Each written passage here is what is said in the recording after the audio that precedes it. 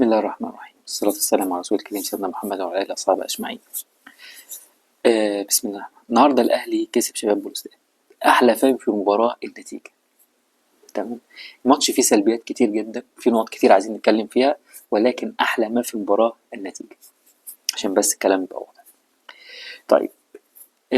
طبعا أنا كنت عايز أتكلم على ماتش باتشوكا، وبعد ما جبت الملخصات ولخصت الماتش لقيت الماتش كله يخلص في 5 كور. كورة ضالة من نص الملعب، مش عارف طاهر بيعمل ايه، كورة تانية طاهر بيجيله مبعرفش برضه بيعمل ايه، حقيقي صعب أوي. كورة ليها حياة الله. والكورة الخطيرة طبعا بتاع كهربا اللي بيرسي طبعا عمل ثرو خرافي، وزي ما انت شايف كده ما كانش اوف سايد، يعني ثرو خرافي من بيرسي تاو الصراحة.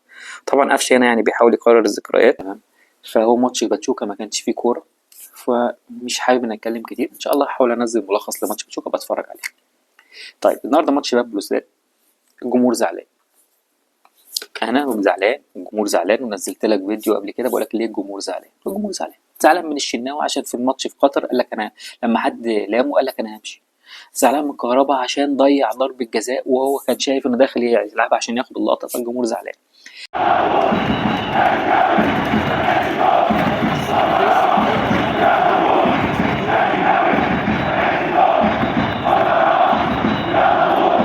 انت حلك ايه قدام الجمهور الزعلان؟ انك تنزل تموت نفسك وتعتذر له. الاعتذار الوحيد اللي ممكن تعتذره للجمهور هو انك تكسب. الاعتذار الوحيد انك ممكن تعمله للجمهور انك تنزل تموت نفسك في الملعب، ودي قلتها قبل كده. الجمهور عايز يشوفك بتموت نفسك في الملعب ثم تكسب بالترتيب.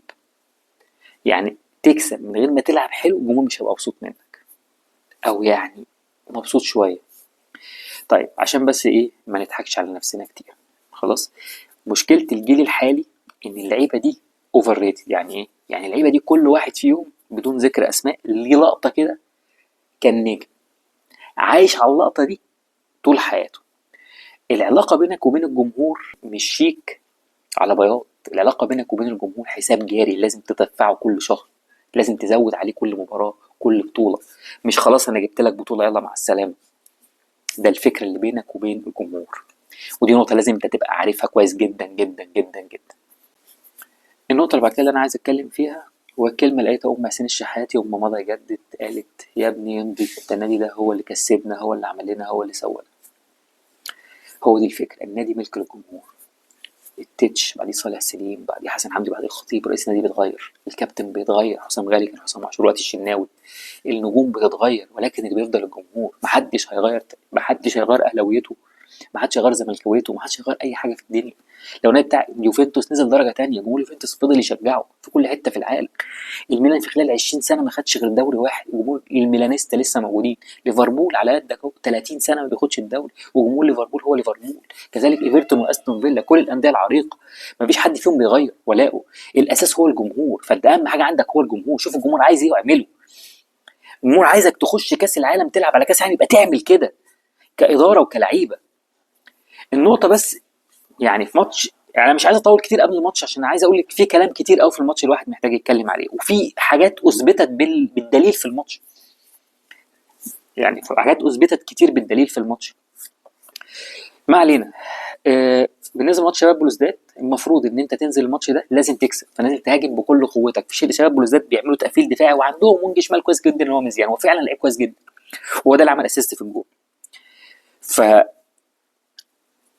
هي دي الفكره. فاللي حصل بقى ان كولر بعد ما كان ناوي ينزل بيه اكرم باك رايت وينزل قدام امام عاشور وقفش، كان قاعد بالاثنين مع مروان عطيه، خاف قال لك لا يا عم انا احط اكرم قدام خالد، قدام خالد عبد الفتاح، ونزل عمرو السوليه وايه وهاجم بره. عمرو السوليه بيلعب 10، زمان كان بيلعب 10، يعني سنه في الاسماعيلي لما كان 2010 كان ممكن يلعب مركز 10. لعبها هو في الاسماعيلي، بس الكلام ده من 15 سنه، من 14 سنه.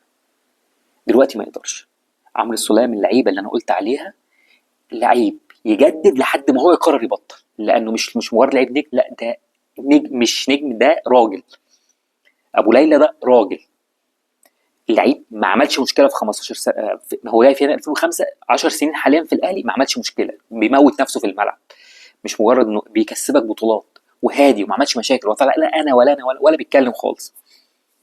تمام. ما يخشش المنتخب ما بيتكلمش، يخش المنتخب ما بيتكلم، ما بيعملش اي مشكله خالص. ده راجل زي علي معلول، يعني دي نفس الفكره بتاع علي معلول.